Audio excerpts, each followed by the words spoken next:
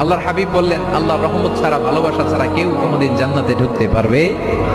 আম্মা জান আয়েশা বললেন, ইয়া রাসূলুল্লাহ, আপনিও না?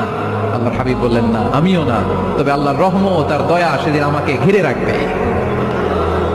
মান নুকিশা উযিবা, যার হিসাব আল্লাহ সেদিন চাইবেন সে ধরা খেয়ে যাবে। সব সময় আল্লাহর কাছে এই দোয়াটা যেন আমরা করি, আল্লাহ কিয়ামতের দিন তুমি আমার হিসাব নিও না, আল্লাহ তুমি আমার বিচার বসিও না, আল্লাহ তুমি দয়া করে আমারে মাফ করে দিও। আল্লাহ যার বিচার করবেন ও জাহান্নামে যাবে, আর যার বিচার করবেন না সে জান্নাতে যাবে। আল্লাহ যদি বিচার করে আর পাই টু পাই হিসাব নেয়, নামাজ পড়লি না কেন, রোজা রাখলি না কেন, মিথ্যা বললি কেন, খাদ্যে ভেজাল দিলি কেন, মাছে ফরমালিন দিলি কেন, যৌতুক খাইলি কেন, ঘুষ খাইলি কেন, উল্টাপাল্টা করলি কেন, জিনা করলি কেন, একটার পর একটা প্রশ্ন বানে যদি সেই ভয়ঙ্কর দিনে